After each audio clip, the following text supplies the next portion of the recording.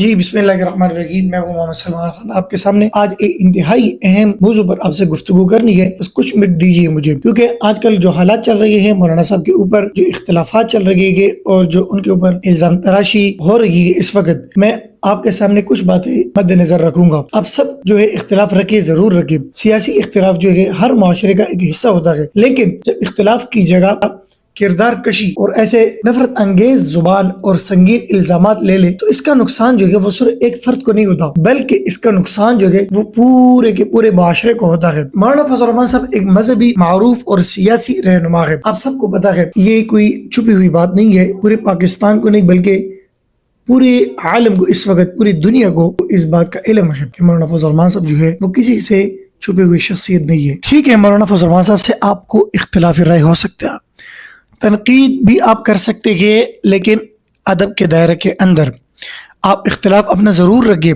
ठीक है। लेकिन उनको गद्दार करार देना, आपने ऐसे नगमे चलाए उनके ऊपर जो आपको अफगानिस्तान के ऊपर भी नहीं चलाने चाहिए थे।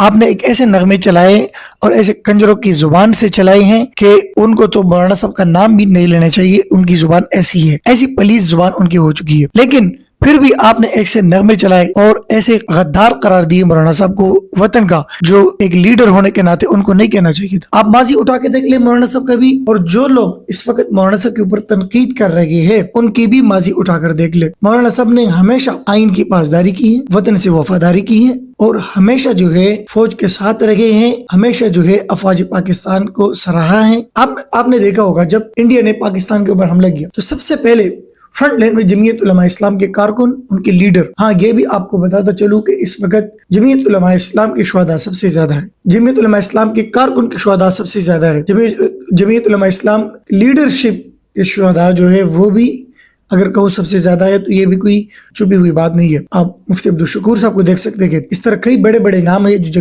जमीयत उलमा इस्लाम के सियासी पार्टी में शामिल थे, इस वक्त वो हम में से नहीं है। लेकिन आपको फिर भी बताता चलूं कि जमीयत उलमा इस्लाम की लीडरशिप कारकुनान से ज्यादा कोई मुहिब्बे वतन इस पाकिस्तान में नहीं है। किसी लिहाज से भी देख लो, सियासी लिहाज से भी देख लो, दीनी लिहाज से भी देख लो और दिफा पाकिस्तान के लिहाज से भी देख लो। पाकिस्तान जो है इस वक्त मुख्तलिफ मकातब फिक्र, नजरियात और सियासी जमातों का एक मुल्क है।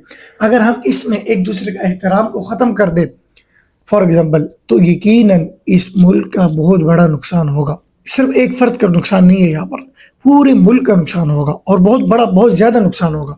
हर लिहाज से, इकॉनमी के लिहाज से भी होगा, माशी लिहाज से भी जो है पाकिस्तान का नुकसान होगा। और ये बात याद रखना चाहिए कि दलील का जो जवाब है वो दलील से ही देना चाहिए, ना कि हम उसको गाली से दिए या किसी और इल्ज़ामात से, झूठे इल्ज़ामात से या नफरत अंगेज जुबानों से या संगीन इल्ज़ामात से दे जाए। ये कोई तरीक़ाकार नहीं होता।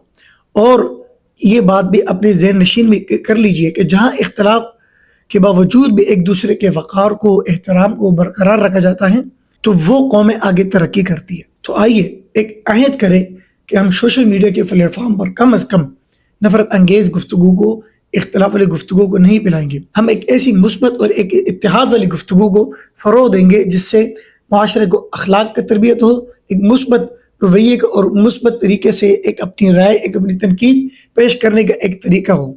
इस चीज़ को फ़रोग़ दे, ना कि फ़याज़ जवान हसन की तरह कभी किस जमात के लौटे, कभी किस जमात के लौटे।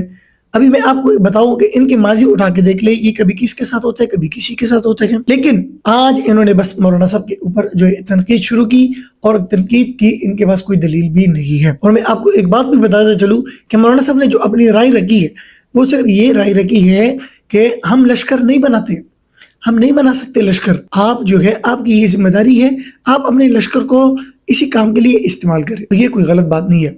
शुहदा की जो बात की है ये इसके ज़िम्मे में आती है। ये हरगिज़ नहीं हो सकता कि इतने बड़े आलिम दीन जो है वो शुहदा के इस कुर्बानियों को जो है वो ज़ाया करार दे।